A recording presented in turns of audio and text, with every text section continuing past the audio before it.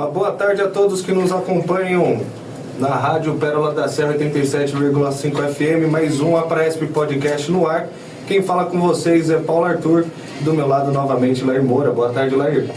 Boa tarde, Ademar. Hoje nós temos o prazer aqui de estar com o Ademar, um lutador por essa rádio Pérola da Serra, e os nossos convidados. Tem vários, hein? Tá com isso tudo cheio aqui. Hoje o assunto é o atendimento e educação para alunos autistas na Apraesp. E a primeira convidada é a Kátia Regina, professora de música da Apraesp. Boa tarde, Kátia. Boa tarde, Paulo. É um prazer estar aqui com você. Também Alexandra da Silva Santos, coordenadora pedagógica do Centro de Referência do Autismo Bruna Fattori. Boa tarde, Alexandra. Boa tarde a todos. E também a supervisora do Centro de Referência do Autismo Bruna Fattori, Rosane Ferreira Teres Moura. Boa tarde a todos, boa tarde, Lair. E é isso aí, vamos lá. Hoje está Florida aqui, é um estudo. Então, o assunto é super importante. Muita gente fala, né? Quais são os níveis de suporte para a pessoa com autismo? Então, o nível 1, 2, 3, e aí fica assim esse entendimento, as pessoas querem entender o que significa.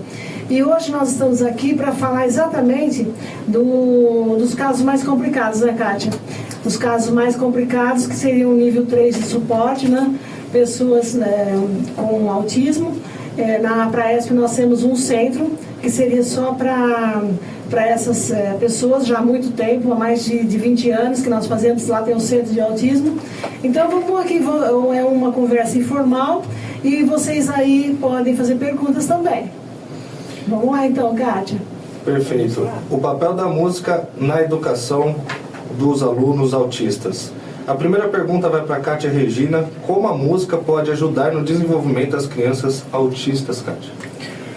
Olha, desde sempre a gente sabe que a música é uma importante ferramenta para o desenvolvimento do ser humano, né? E para as crianças autistas isso não é diferente.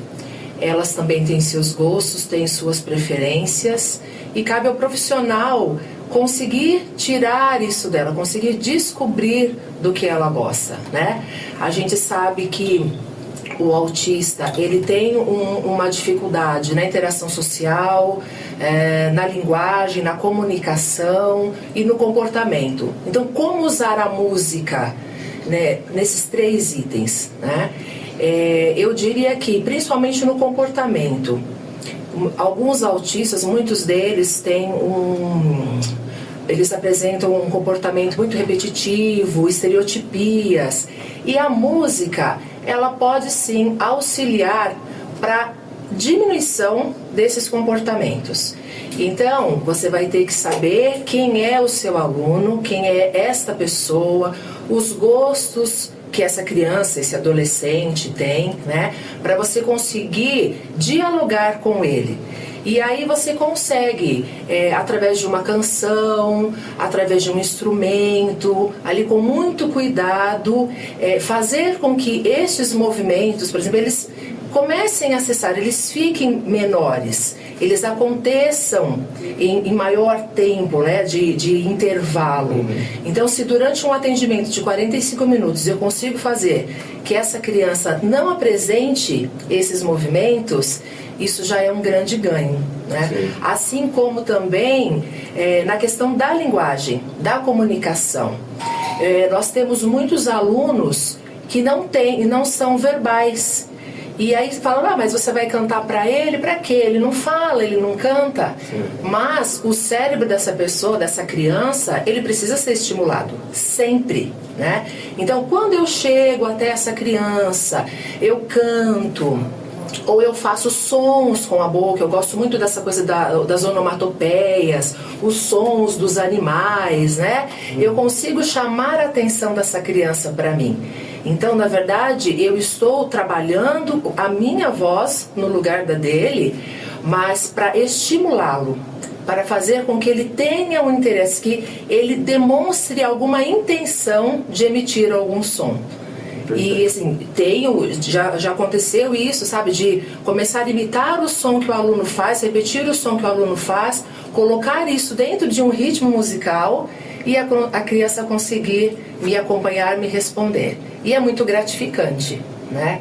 E a questão da interação social, quando você consegue colocar uma criança em grupo, junto com os demais, para fazer uma atividade, já é bastante importante para o desenvolvimento dela. Porque uma coisa é você atender a criança individualmente, né? Mas lá na Presp, na escola, nós atendemos em grupos. Então, o ficar em grupo, conseguir sentar e fazer atividade com os demais é muito importante. Na verdade, você já está trabalhando o desenvolvimento cognitivo dessa criança. Perfeito. Eu queria lembrar também, Kátia, que a Kátia é uma musicoterapeuta e está conosco, né, desenvolve essa função há quantos anos, Kátia? 27. 27 anos, imagina, uma musicoterapeuta que há 27 anos dedica a sua vida, né, no dia a dia ali para as pessoas com deficiência. Então tem uma vasta experiência e fala com bastante propriedade, né? E uma coisa que eu acho importante também de todos os profissionais, cada um tem a sua formação na área de sua preferência, mas que vá atrás. Porque quando eu me deparei com uma criança, um aluno autista, eu não sabia o que fazer. Porque as aulas de música eram totalmente diferentes. E aí eu falei, puxa, o que eu faço agora? Quem é que vai me dar esse suporte? E foi aí que eu descobri a musicoterapia e eu fui estudar, eu fui pesquisar para que eu pudesse realmente trabalhar com essas crianças. Já que você tocou no ponto da musicoterapia, qual que é a diferença, assim, ou as diferenças da música para a musicoterapia? Ótima pergunta. Nós temos uma diferença assim, fundamental. Quando a gente fala em aulas de música, de educação musical, você está pensando em ensinar algo, ensinar a cantar, ensinar a tocar um instrumento, né? A gente pensa no belo, na música, a construção musical. Já a musicoterapia, ela não necessita disso. Nós musicoterapeutas chamamos de ISO, que é a identidade sonora. Então cada pessoa tem a sua identidade sonora. Você gosta de um ritmo, a Rosane gosta de outro, cada um de nós tem as suas preferências, né? E a musicoterapia, ela utiliza isso. Então a gente usa das propriedades do som. A musicoterapia, a música dentro da musicoterapia, ela é uma ferramenta para que você consiga se achegar nessa criança. Então, aulas de música são para a formação musical. A musicoterapia, que é da área da saúde, é uma área reconhecida hoje em dia, ela vai utilizar da música do paciente, daquela pessoa, para ajudar a resolver, a solucionar algum problema, alguma coisa que essa pessoa esteja enfrentando. Então, no caso dos autistas, nós temos crianças que conseguem acompanhar ali um ostinato, um ritmo marcado, mas são poucos, né? Por quê? Porque a deficiência intelectual está ali. Então, isso acaba dificultando bastante. Mas com este olhar mais terapêutico da música como terapia, eu consigo conhecer cada um deles, eu tenho que investigar quais sons que ele gosta, o que ele gosta de ouvir, né? O que tem na casa dele, e assim, não precisa ser somente a música, todo o som. Então, o que ele gosta de ouvir, o que ele não gosta, né? Os autistas, eles têm essa sensibilidade muito grande. Então, a gente trabalha muito com essa percepção para que ele aprenda até a tolerar melhor esses sons, né? A gente vai fazendo uma troca. Então, é um grande conhecimento mesmo que você tem que ter da criança, do aluno, para que você possa modificar alguma coisa. Aquele tá? som do idear, né? Nós estávamos acostumados com os DIs, né? Que era aquele som, aquela festividade toda. Hoje Sim. você tem que regular tudo isso, né? Alinhar essa sonoridade, porque eles, né? Não suportam, não toleram, né? E cada um deles, Rosane, vai ter, como eu vou dizer, a sua identidade, a sua preferência. Então, às vezes você fala assim, nossa, mas eu vi aquela criança no shopping com o pai, ele não está usando fone, e por que aqui na escola tem que usar? Então, às vezes não é o volume que incomoda, mas até a qualidade do som. Então, assim, a qualidade da voz de quem fala com ele, a qualidade dos instrumentos que eu utilizo nas aulas, porque qualquer coisinha pode incomodar. Então, não é só o volume, é o timbre, é a frequência que aquele instrumento emite. Isso lá no cérebro dele faz toda a diferença.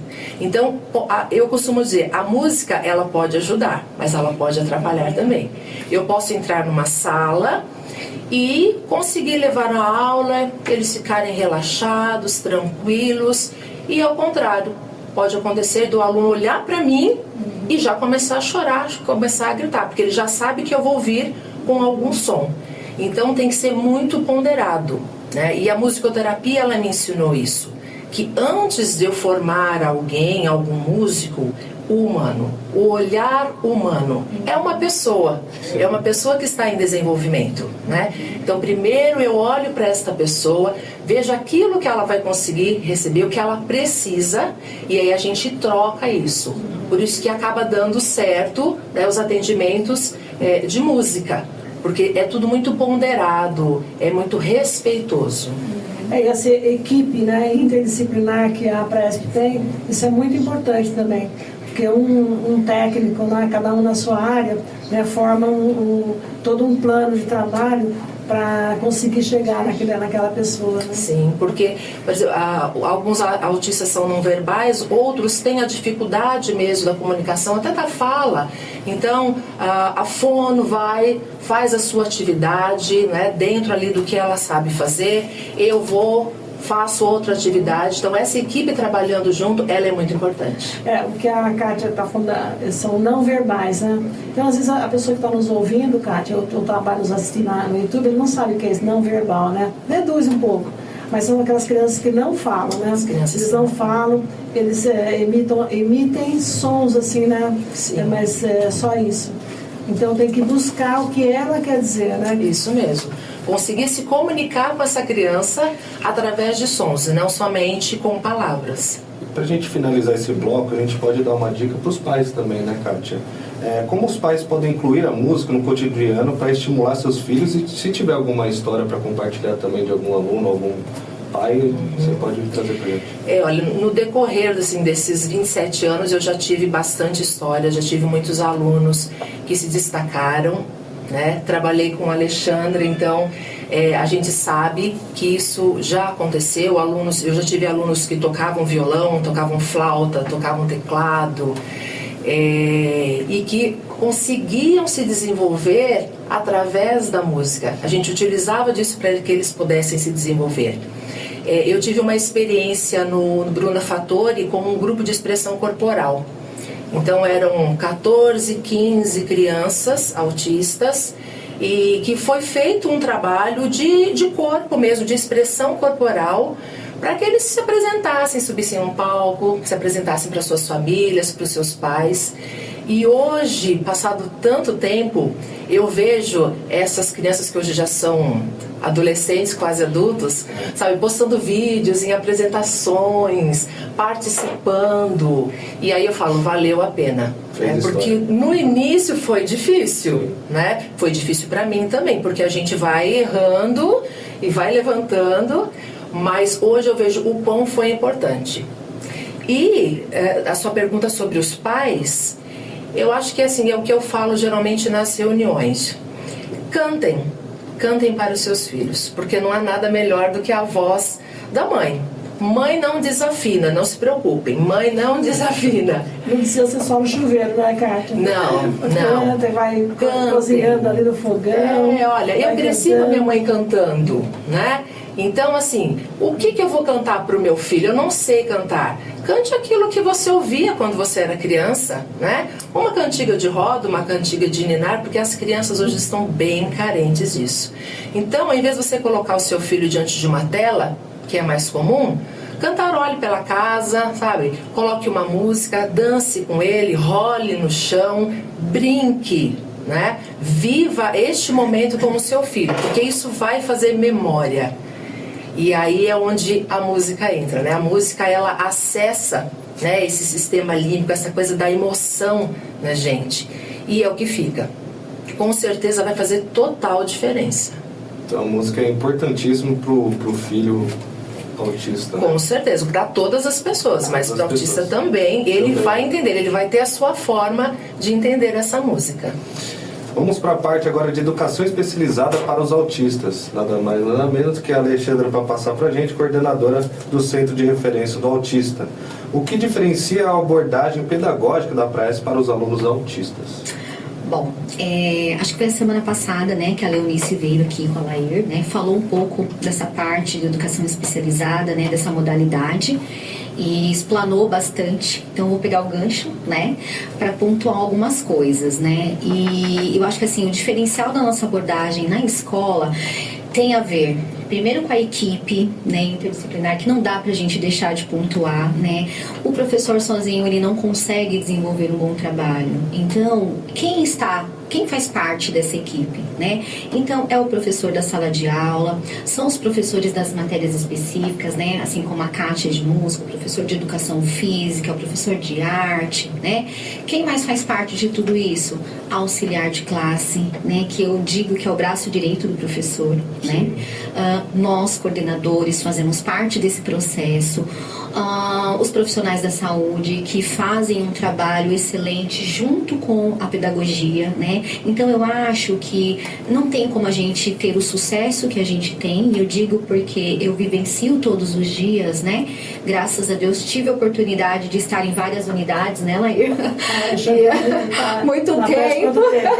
Aqui assim, mais de 20, só eu mais de 50. Alexandra, quantos tem? 28, vai fazer 29 agora. Demais, você tá ouvindo aqui, o pessoal? Uma tá 27, outra tá 28. Todo mundo trabalha lá na Praesp, é um monte de tempo. Só não vou falar a idade, né? Então, essa parte pula. Mas, e aí a gente vai trazendo as bagagens, né? E desde o Copar até o Valentino, até ter chegado aqui, né? Na unidade do Inofatório, onde a gente está com esse atendimento, com esses alunos que têm um nível de suporte um pouco mais específico, todos a gente entende que se não estiver a equipe junto, a gente não consegue um bom trabalho, né? Quando a Kátia colocou, né, que trabalhamos junto no Scopar, tivemos uma experiência muito interessante. Lá a gente não tinha naquela época os alunos autistas, até tínhamos, mas não era tanto quanto a gente tem hoje, e eles tinham dificuldade para a alfabetização. E nós criamos um projeto, né? Eu consegui alfabetizar alguns alunos, assim, levei eles além um pouquinho. A Kátia entrou comigo, fizemos era música para jovens, alguma coisa assim. Gravamos CD e tudo mais. Encontro da canção juvenil. E foi um projeto, assim, maravilhoso, que a gente conseguiu trabalhar com alunos que tinham uma baixa estima, assim, e que achavam que eles não iam além, né? Hoje, esse público que a gente está trabalhando, né, na Praesp, ele mudou bastante, né? Então, a gente precisa ter um olhar diferente. Quando a gente para pensar nessas crianças que estão entrando na escola, a primeira coisa que a gente precisa fazer, observar, analisar, avaliar e entender da onde a gente vai partir, qual que é o ponto que aquela criança precisa, né? Eu acho que não existe uma receita pronta, né? Não dá pra gente falar assim, olha, vamos fazer este método, vamos usar esta parte que vai dar tudo certo. Não. Cada um é um, cada criança tem a sua individualidade, tem a sua questão, né? E eu acho que a gente consegue alcançar bons objetivos, a gente consegue trabalhar bem porque a gente tem muita troca com a equipe. Então eu acho que isso é um ponto fundamental para se trabalhar. O que a gente faz lá na Praesp é trabalhar com toda a equipe. Todo mundo tem uma voz, todo mundo precisa ser ouvido, né? Eu acho que é um ponto muito importante que a gente faz lá. Sim, esse foco de hoje é para a unidade Bruna Fattori. A unidade Bruna Fattori é que atende aquelas crianças e jovens e adultos com um maior nível de suporte, que é o que precisa mais de atendimento, né? Não só da escola, mas como da equipe toda de saúde. O transtorno do espectro autista, eu já ouvi muito ser falado sobre o método ABA, né? O que é o método ABA e é utilizado na Praesp? A ABA ela é uma ciência, né? A gente fala que não é bem um método, né? A gente usa o TEACH, que é um método que a gente trabalha com as crianças lá, que fala muito de organização de espaço, fala muito de organização de estrutura de atividade. A gente utiliza as agendas como uma rotina estruturada, né? Onde a gente consegue trabalhar com a criança, o adolescente, o adulto, para que ele entenda que naquela rotina dele, a previsibilidade, que é super importante para o autista, né? Então, se a Kátia vai chegar lá e não tem a fichinha dela, ele vai achar estranho. Então, a gente procura manter aquilo muito bem organizado. Então, isso faz parte, assim, da estrutura da escola. A aba, como uma intervenção, a gente ouvia muito falar, né? E de uns tempos para cá, todos os profissionais precisaram ir atrás, né? Se especializar, buscar conhecimento, né? Voltamos aí do período de férias e tivemos aí uns treinamentos, né, Rosane? A gente foi já há muito busca, tempo, né? a Praesp vem patrocinando, né, para todos os funcionários, aba. Eu falo lá na Praesp, assim, até passou na rua ali, aba. Vem aqui aprender aba, né, Kátia? Todo mundo tem que saber aba lá.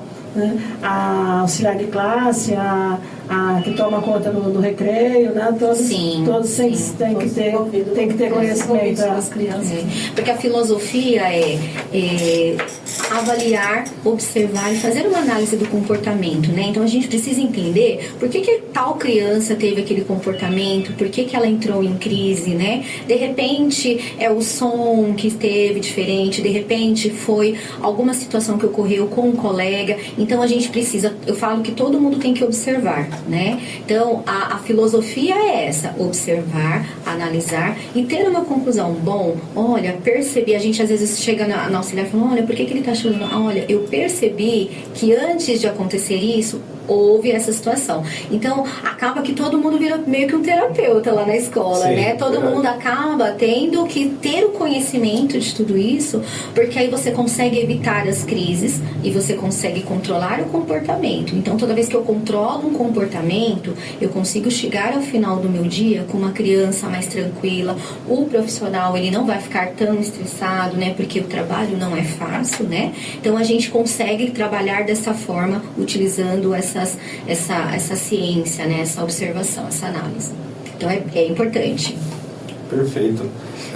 Já que você tocou num assunto sobre os desafios, né, que o autista ele tem, quais são os maiores desafios que os pais têm trazido para vocês nos filhos lá na casa deles? Olha, quando eu recebo a família, né, quando a gente vai fazer uma matrícula, efetuar uma matrícula, eu recebo a família e ela vem com muitas queixas, né? Olha, meu filho, ele na outra escola, ele não ficava, ele chorava e já me ligavam. Em casa eu não consigo fazer isso. Olha, em casa eu deixo ele um pouquinho na tela porque senão eu não consigo executar tal coisa. Então, o que a gente geralmente pontua para eles, né? Fala, olha, ele está entrando para uma escola onde a gente vai fazer uma observação total dele, né? Então eu vou mudar currículo, eu vou adaptar tudo aquilo que eu tenho. Eu preciso passar para esse pai que quando ele vem trazer o seu filho para a escola, muitas vezes eles perguntam: ele vai ler? Ele vai escrever? E muitas vezes ele nem fala ainda. Muitas vezes ele é totalmente dependente de algumas questões, né? Então eu acho que é importante pra gente chegar nesse ponto, a gente falar que a gente precisa deixar claro pros pais tudo que a gente vai trabalhar com eles, né?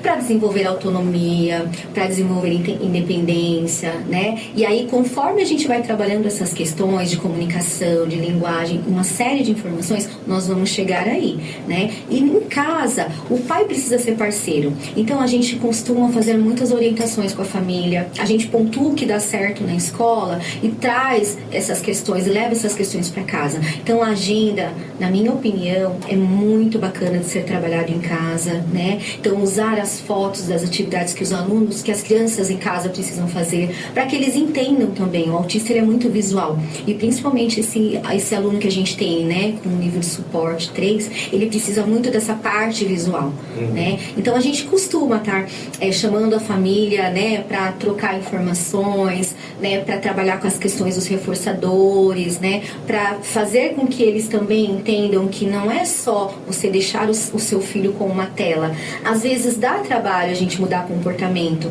Então eu tenho crianças que dentro da escola a gente tem a gente consegue manter um comportamento bem adequado, e quando ele vai para casa ele não tem mais. Por quê? Porque ele sabe que se ele chorar um pouco mais, o pai vai ceder, a mãe vai ceder. Então a gente procura fazer sempre essas orientações com a psicóloga, com o pessoal da equipe, para que os pais também mantenham essa mesma postura com seus filhos, né? Então quando a família está bem estruturada ali com a escola, a gente consegue manter um trabalho bem interessante, né? A gente consegue ver a mudança da criança, assim, uma boa mudança.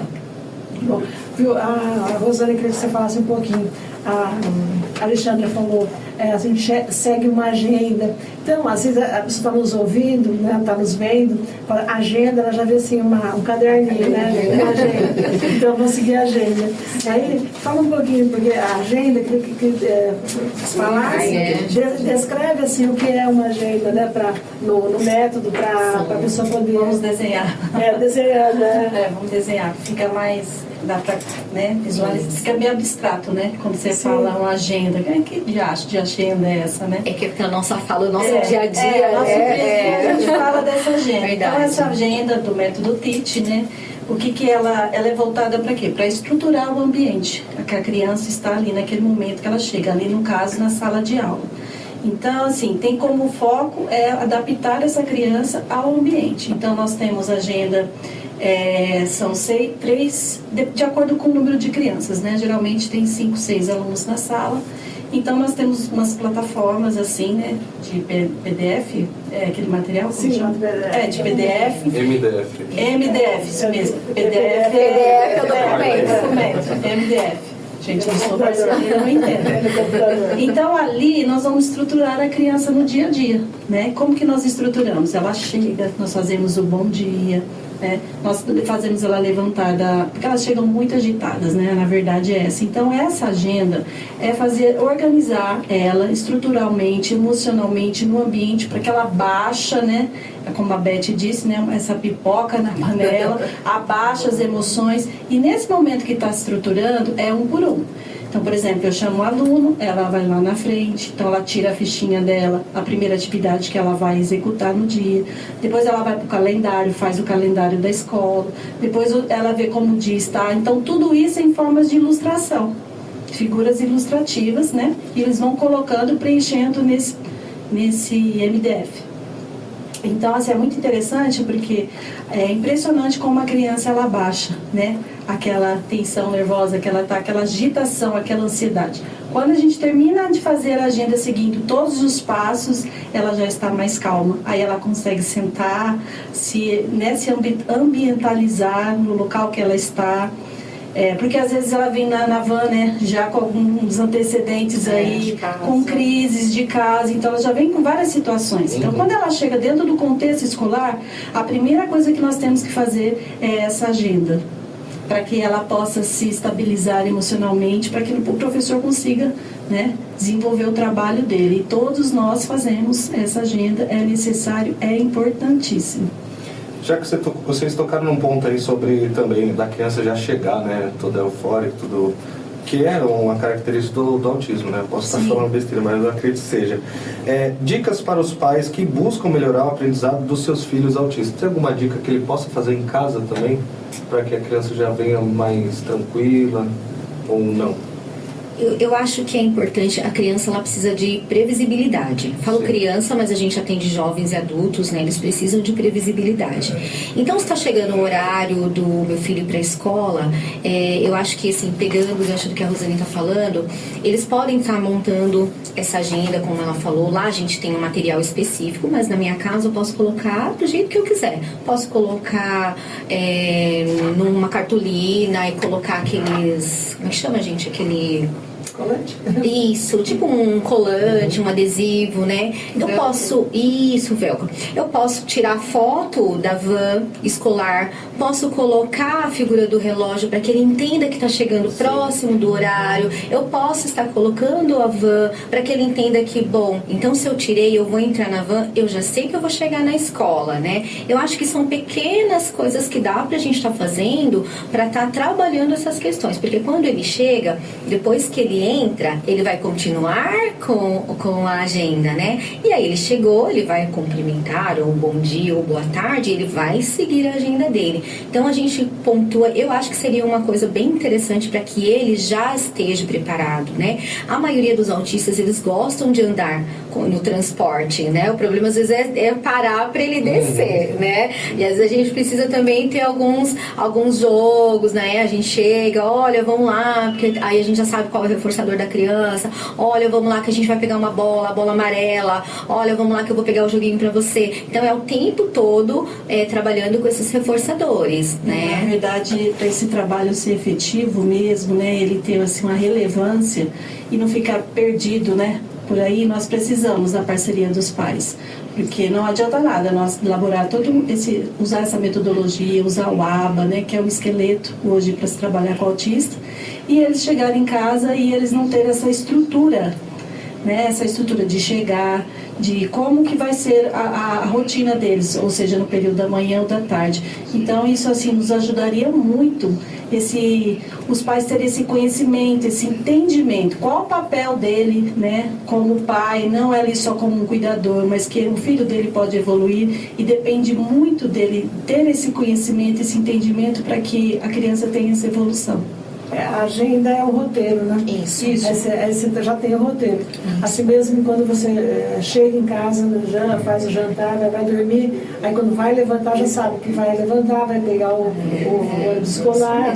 Então, porque eles são rotineiros, né, Laís? E visuais, né? Então, quando eu vejo, eu já entro na minha memória, já sei para onde eu estou indo, né? Então eles precisam desse apoio visual. Sim. Porque a mente, né, toda desorganizada, você tem que fazer um roteiro para ela. A gente usa, né? A gente tem um planejamento também, né? Eu costumo planejar, né? Eu ia falar, Alexandre, que o idoso tem, né? Não é só o idoso, não. Vou esperar um pouquinho, né? Porque o idoso é assim também. Você tem que falar, eu vou levantar, eu vou subir essa escada que tem 4, 5 degraus, depois eu vou fazer. Então você planeja, né, o que você vai fazer. São as nossas funções executivas. E agora, para o autista, você faz o roteiro, né? Deixa o roteiro e elabora junto com ele, né? Então, eu coloquei até que é uns princípios do método TEACH, é a estruturação do ambiente, né? A organização visual, física do espaço para facilitar a compreensão das atividades, as rotinas previsíveis, que nós trabalhamos com previsibilidade, por exemplo. Se naquele momento ele vai ter aula de educação física e o professor não avisa, ou de música, né? Vamos supor, música, a Kátia está aqui, e ele não avisa esse professor, ele está seguindo aquela rotina, aquelas etapas. E se não avisa, nesse momento ele pode entrar em crise também, porque ele está esperando terminar a atividade, né? Terminar aquela rotina do dia. Desestrutura, né? Desestrutura ele totalmente. Então, assim, é muito importante essa comunicação, né? De estar avisando, de estar nos informando, porque nós estamos trabalhando com crianças especiais, né? No nosso dia a dia, a gente acaba criando tanto vínculo, né? Se interagindo tanto, mas é muito importante a gente estar atento a essas situações. Outro ponto as imagens, né? As imagens bem claras, que é um meio de comunicação alternativo das figuras. Sim. Né? E trazendo essa independência e autonomia para a vida diária. Então essa rotina, assim, ela é de suma importância. Vocês tocaram no ponto de reforçadores, né? Às vezes quem vai ver o vídeo, né, no YouTube não vai saber o que é um reforçador. O que seria um reforçador? Reforçadores eles podem ser objetos, eles podem ser qualquer coisa do qual a criança ela goste. Então, vamos supor, né? A Kátia, ela gosta muito do copo rosa, né? Então, se ela vai entrar em crise numa situação ou ela não quer realizar algo, a gente pode usar o copo rosa, do qual ela gosta, e convencê-la a realizar a atividade. Não é uma troca, mas seria um combinado. Kátia, olha só, agora nós vamos para aula de música, então nós temos que levantar daí, vamos lá. Depois que a gente sair da aula de música, o que você acha da gente pegar o seu copo rosa e buscar água para você? Recompensa. Né? Então, a Kátia vai olhar o copo rosa e vai falar, tá bom, vamos para a aula de música, né? 100% dá certo? Não. Mas os reforçadores, eles têm essa função, né? Geralmente são objetos que as crianças gostam muito. Cada um tem um. Você tem que descobrir qual que é o reforçador daquela criança. Uns são comestíveis, um biscoitinho, né? A gente evita também, né? Porque muitos são compulsivos, então nós não utilizamos muito essa questão do alimento. Mas um brinquedo, né? Especialmente um brinquedo que a criança gosta. Então, assim, para ele aquilo ali é muito importante. Então, vamos dizer assim, fazer essa troca, né? Você vai trabalhando esse manejo com eles, né? E ir melhorando o comportamento. E a maioria das vezes dá certo. Compensa ele pela atitude, né? Sim. Ou o reforçador negativo, né?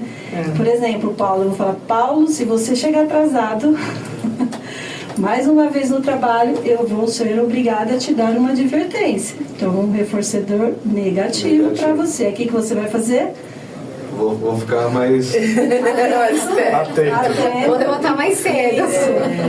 Então, esses reforçadores, eles trabalham. É bastante interessante, porque eles trabalham. Nós vamos conseguindo manejar, né? Controlar essa criança. E às vezes acho que ela não entende, ela entende sim. E muito bem, principalmente quando é algo do interesse dela. Às vezes parece até que é uma birra. Você fala, nossa, meu Deus, não é possível. Era um bichinho, né? Um objeto tão pequeno. Mas para aquela criança ele tem outro sentido. Ele é muito importante. Sim. Mas tem também a birra, né, Kátia? Às vezes os pais, assim, às vezes eles têm 5 filhos. Aí tem 4 que são crianças, né, ditas normais, e tem uma criança que tem autismo ou tem deficiência intelectual.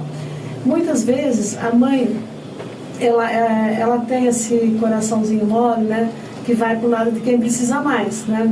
Então, a criança com deficiência ou a criança com autismo, ele começa a manipular os pais, né? Só que a mãe não percebe, os pais não percebem, né? Então, a criança vira uma criança mimada, né? Então, ela é autista, ela tem sim, né, o problema, que é grave, mas ela também tem o mimo. E a criança mimada, é muito difícil você tirar também esses comportamentos dela, é mais difícil, né, de você tirar. Sim. Então a gente trabalha, né, na Presp, pede para que os técnicos trabalhem com os pais, para que eles tratem de uma forma igual, né, os 5 filhos, né, assim, a atenção, claro que com deficiência precisa de uma atenção especializada, mas na questão do afeto, da coisa, senão os outros também ficam com ciúme, né? Porque tem os outros irmãos, a gente sempre vive lá alguns casos que causa problema para os irmãos, né? Porque o pai, os pais, eles dão atenção para a criança com autismo, e a criança que não tem autismo, ele fica, né, meio Eles perdido. percebem, né? Então cria um problema sério, porque aí a gente tem que trabalhar os dois. Sim. Tem que trabalhar a criança que não tem, né, a criança que tem autismo. Mas tem sido assim, uma luta, né, uma luta contínua, isso há mais de 50 anos. E a gente tem grandes alegrias, consegue tanta coisa que é muito gratificante, né? Eu falo que a Kátia é minha cantora predileta, ela né, encanta, né, e as crianças ficam assim meio que extasiadas, né, quietinho olhando para ela. Então isso é super importante.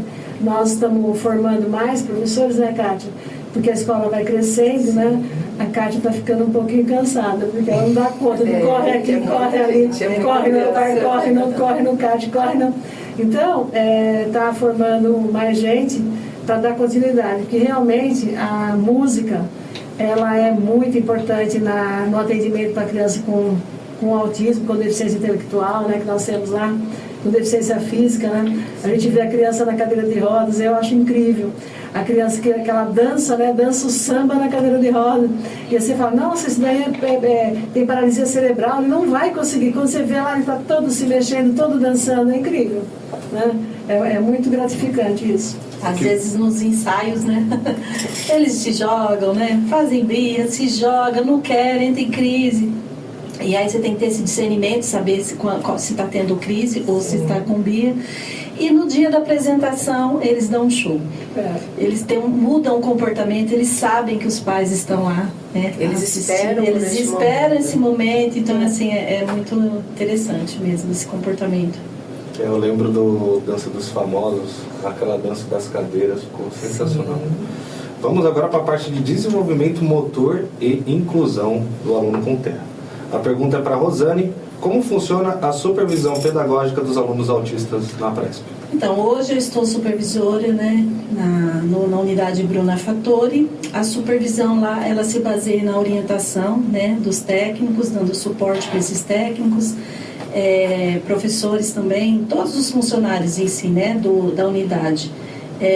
Além de dar esse suporte técnico, suporte emocional também, porque nós precisamos acolher, né, esses professores, principalmente lá da unidade, porque o público lá de suporte nível 3, a maioria, então assim, é estressante, né? Eles são agressivos, né? Eles são agressivos, é estressante. Falar que é fácil não é fácil, então você tem que dar uma estrutura adequada para esses professores. E esse acolhimento eu acho ele muito importante, porque ele reflete depois na sala de aula, né, durante o ano todo.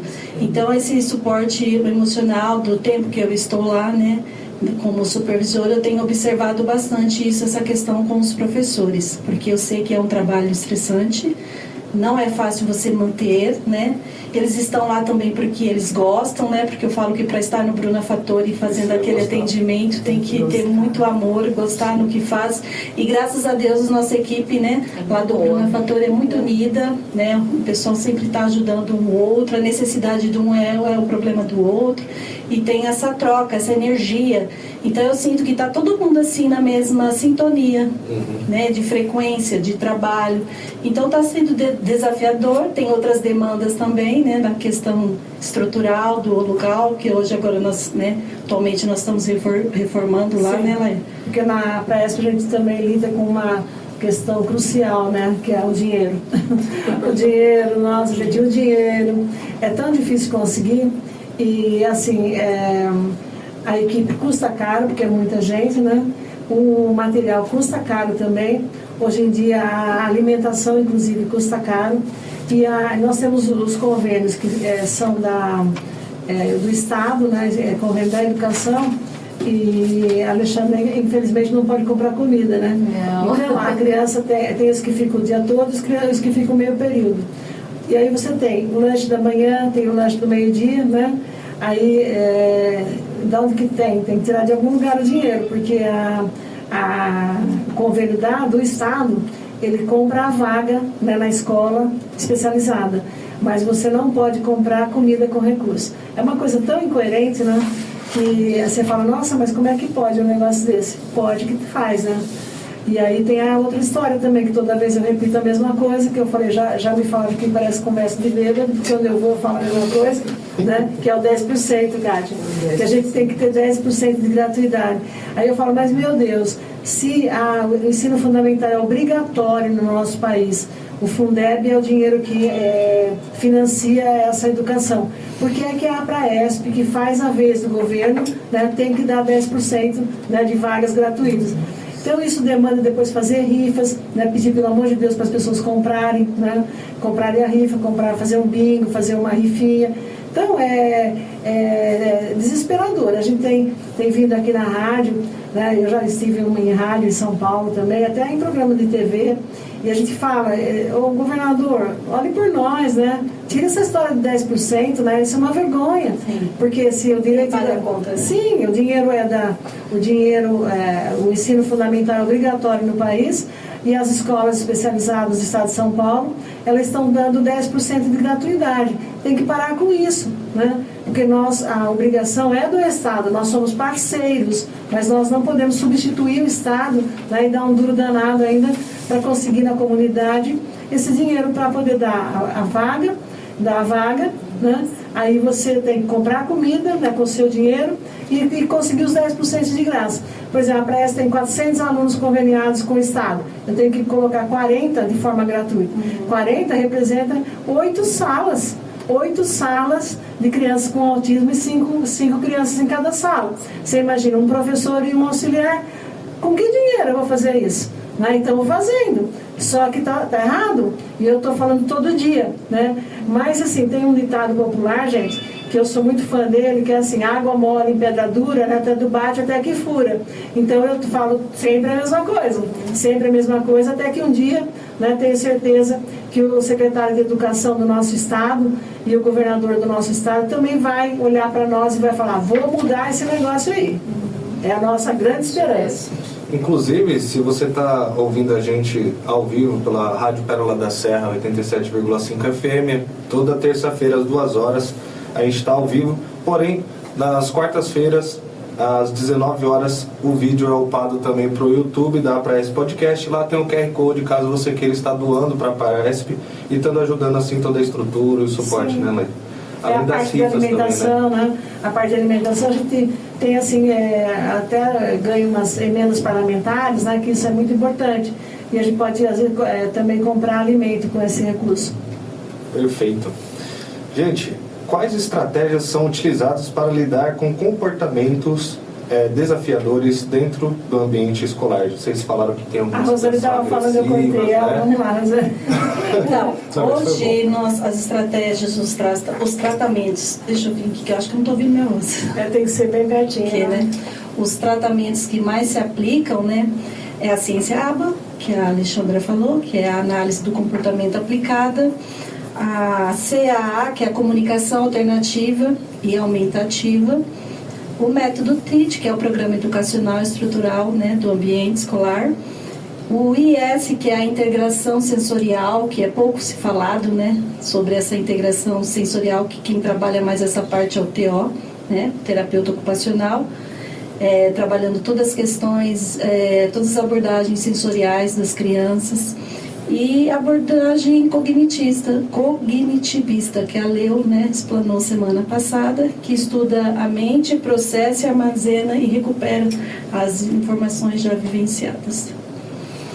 É isso aí, quer falar alguma coisa, Lê? Eu só estou falando aqui, nós temos 4 mulheres com microfone, eu vou sair aqui, eu quero microfone. Então, eu vou trazer algumas perguntas frequentes aqui dos pais, tudo isso bem? Isso mesmo, vamos lá. Quais são as dúvidas mais comuns dos pais quando matriculam seus filhos na Presp? Meu filho vai aprender a ler? Isso é verdade, né, Alexandre? É assim mesmo. Quer dizer, ele não aprendeu, né, assim, ele não aprendeu a ir ao banheiro, não aprendeu, né, comer sozinho, mas os pais chegam, né, realmente na escola especializada e falam, aqui vocês têm método, vocês vão conseguir fazer com que ele saia lendo, escrevendo?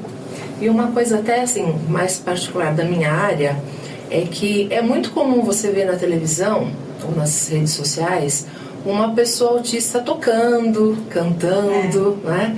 E aí às vezes acontece isso, de a mãe perguntar, mas meu filho não vai tocar? Você vai ensinar meu filho a tocar piano?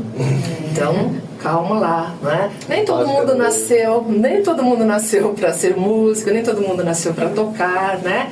E não é também esse objetivo que a gente tem na escola. É mais a parte de terapia mesmo. Sim.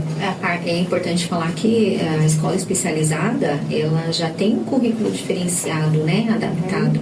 Então, antes da leitura e da escrita, a gente precisa trabalhar autonomia, a independência, comportamento, socialização, comunicação, enfim. E a diretoria de ensino também, ela fiscaliza, né, toda a parte da escolar e vai muitas vezes, né, lá nas instituições conveniadas, e elas querem o currículo paulista, né? Então, o currículo paulista é assim, vou lá, vamos ver se o menino aprendeu, né, o currículo paulista. Fala um pouquinho disso. Então, o currículo paulista, nós começamos a trabalhar com ele, né? E no primeiro momento foi um susto, né? Para nós, para os professores, porque a gente precisou olhar para aquele currículo, que infelizmente ele não tem nada para a educação especializada, né? Para os nossos alunos. Isso que eu estou falando. Ele vem e é enfiadinho assim, igual abaixo, sabe? Quando para aqui na garganta, na caixa. E aí a gente tem que fazer... Tutu que faz enfiar igual abaixo. Então é assim que funciona. Aí você é o primeiro a ser obrigado a fazer o currículo paulista. Aí depois... Aí a gente conseguiu, né, em cima do currículo paulista, porque de verdade ele não tem nenhuma adaptação, né? Então a gente conseguiu pegar o currículo paulista e trabalhar pequenas tarefas. Então a gente foi destrinchando, né? Nós tínhamos já um outro currículo adaptado e nós fomos destrinchando, né, todas as áreas, língua portuguesa, matemática, história, geografia, só que trazendo para nossa realidade. Isso nós estamos falando que a Praesp ela tem várias unidades, né? Nós estamos falando da unidade Bruna Fattori, que é a mais grave, que atende os mais graves. Então tem a escola fundamental, né, que é lá no 84, né, da Gisela Vanessa. Tem o COPAR também, né, que faz também o ensino fundamental. Então, hoje nós estamos falando aqui dos mais graves. Então, pessoas, né, alunos, crianças, jovens e adultos que têm o nível 4, né, de suporte 3, né, desculpe, tá lá no... graças a Deus temos o CER 4, né, que pode dar um suporte na área da saúde, e eles necessitam do suporte 3, né, que é gravíssimo, né? Mas tem que ter o currículo paulista. Isso. Mas aí a gente conseguiu adaptar. Fazer o mais funcional. Funcional, isso. É um currículo funcional mesmo, né? Onde a gente trabalha as funções mesmo. Então, assim, a gente tem alunos que não conseguem se alimentar adequadamente sozinho, né? Então, dentro deste currículo, nós colocamos numa das determinadas matérias tarefas para que a gente possa fazer com que o professor, o auxiliar e o profissional da saúde possa desenvolver habilidades, né? Para que ele consiga executar a função de se alimentar sozinho, né? Então são vários, e né? ao banheiro que não consegue, banheiro, exatamente. A maioria, né? Então maioria. Tem que fazer a troca, né? Com fralda, com... O nível de suporte lá essa questão de nível de suporte, né? As pessoas confundem, né? Um pouco. O que é nível de suporte? 1, 2, 3. E geralmente o 1, ele está lá no estado, né? Ele nem está aqui presente. Mas nós temos mais o nível 2, nós temos, né? O suporte nível 2 e o nível 3, que é o carro-chefe lá de cima, né? O suporte nível 3. O que seria esse suporte? Seria a intensidade de terapias que aquela criança necessita. Então, assim, muito substancial, muita terapia. E o nível 2, pouca terapia. Tem como ele sair de um suporte para o outro? Tem. Trabalhando as terapias, desenvolvendo. Por isso que eu falo que a importância dos pais estarem trabalhando junto, né? Entendendo o que é o autismo de verdade, como que funciona esse suporte, porque senão o nosso trabalho fica meio perdido, porque nós temos um segmento, nós temos esse entendimento e muitos pais não têm. Né? Eu vejo algumas dúvidas frequentes lá e eu falo, nossa, mas para mim era tão claro, né, que os pais sabiam, né, tinha esse entendimento e não tem. Então, assim, estou pensando aqui junto com a Alexandra, né, nós desenvolvemos alguma coisa para trabalhar com esses pais, palestras, para trazendo esses pais mais perto, para eles terem esse entendimento do que é o suporte, porque muitos pais não sabem nem o que é autismo, não sabem nem que o autismo é um transtorno. Isso acho que é uma doença, né? Sim, nós estudamos para isso, sim, mas assim, pegos de surpresa, sim, né? mas assim, a falta de conhecimento, de entendimento é muito grande, é maior que você imagina. Eu estou assim, assustada. Quando você vai conversando com os pais no dia a dia, você vai vendo, né? A dificuldade deles. Então, assim, é muito interessante a gente estar desenvolvendo também esse trabalho. É uma sugestão, né, de nós estarmos observando isso para fazer um trabalho legal, porque o autismo é uma doença, né, é um transtorno, né, e o espectro é uma diversidade, né, de situações. Nenhum autista é igual ao outro autista, né? Nossa, é incrível, né? Essa história de que nenhum é igual ao outro. Cada um é um mesmo, né?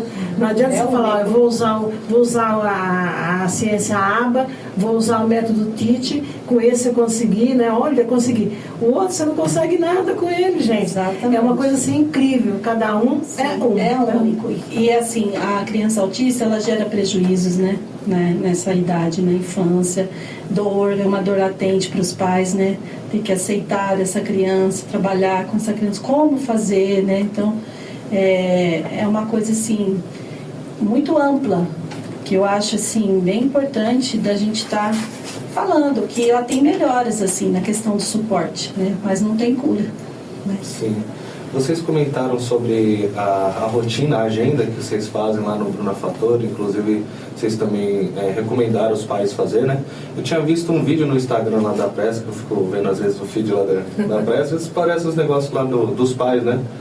E o pai, no caso, ele tinha feito com papelão na parede toda a agenda da criança, igual tem no Bruna Fattori, e quando ele ia fazendo, ele ia fechando assim a rotina. É um caderninho, né? Exato. Aí É um roteiro, na verdade, né? Realmente é um roteiro. A agenda é um isso, roteiro. é a comunicação E se a família seguir também é incrível, não?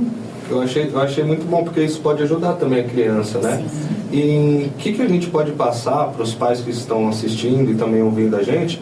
Algum recurso ou ferramentas que podem auxiliar no dia a dia da criança com autismo? Hoje em dia tem tanto autismo por aí, né? A criança nasce com autismo, que toda a família tem, né, Kátia? É um negócio assim incrível.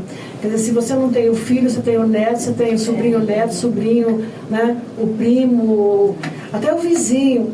Então, todo mundo deveria se inteirar um pouquinho de como tratar, porque aí a mãe vai com a criança no supermercado, ela vai no banco, ela vai na farmácia, então ela tem que levar essa criança.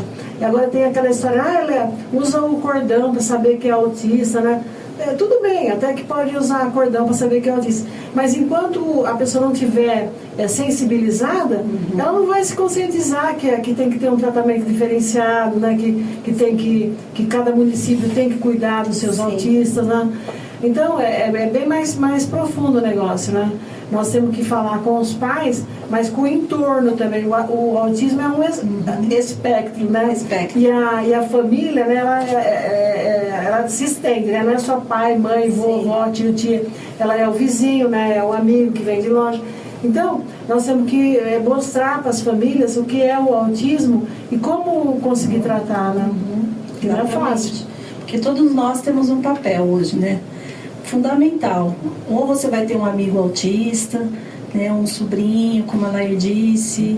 É genética, é uma questão genética, né, uma questão multifatorial, é uma questão de ambiente também. Tudo sofre, né, dessa mutação genética. Então, assim, tem muitos estudos, né?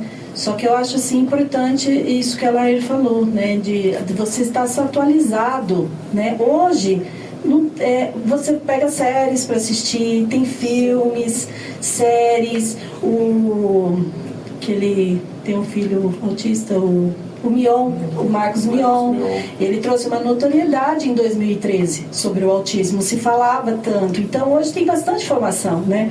Tem muitas coisas assim que você pode estar buscando esse conhecimento para você estar se envolvendo mais, porque todo mundo vai ter, imagina você trabalhando com um autista, uma pessoa autista. Se você não tiver o mínimo nela de entendimento, como que você vai se relacionar com ele? E o nosso programa está chegando ao fim, mas deixa eu falar uma coisa. Assim, a deficiência, o autismo, ele nasce em qualquer lado, né? Mas, desafortunadamente, ele nasce mais, né, nos lares pobres. Então, você compara, por exemplo, eu vejo lá o filho do Mion, né, o Romeu. Ele é uma criaturinha assim, incrível, porque ele tem, né, um monte de atendimento dia e noite, né, a família, o carinho, tudo. Então é um recurso financeiro ajudando, né, na coisa. Agora você pega o filho da Dona Maria, tadinha. O filho da Dona Maria, que ela tem que trabalhar, ela tem que cuidar dos outros filhos, tem que cuidar da casa e trabalha fora, porque ela também tem que trazer um dinheirinho para casa. É muito diferente. Então é fácil falar assim, não, uma porque realidade, né? tem que ver as realidades também. Então nós temos que, o Estado, né, ele tem que, porque o Estado, a família do autista paga imposto também. Então, pelo imposto, né, pelo dever do Estado para com os seus cidadãos, ele tem que cuidar, né, de dar um atendimento decente para todas as pessoas que têm, né, problemas, não só autismo, mas também outras deficiências, né? A Praesp está fazendo a sua parte, mas as outras pessoas, as outras instituições, né, o governo tem que fazer a dele também. Sim, com certeza.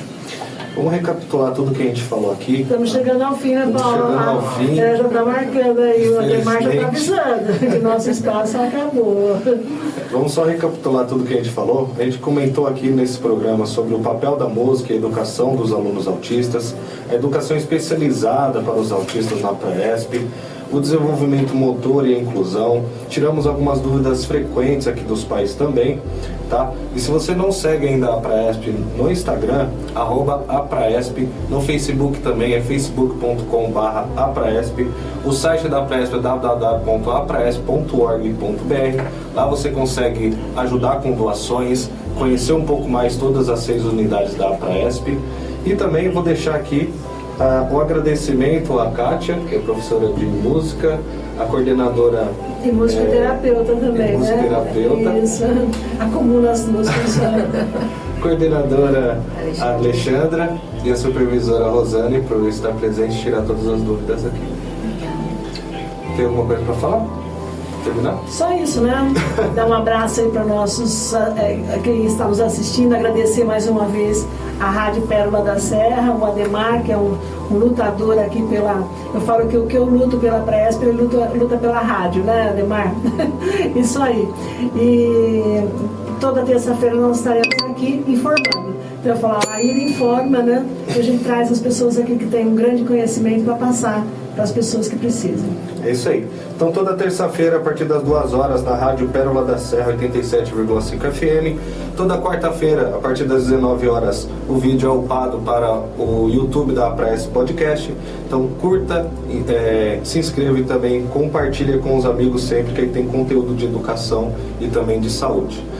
E vamos ficando por aqui e até a próxima terça-feira.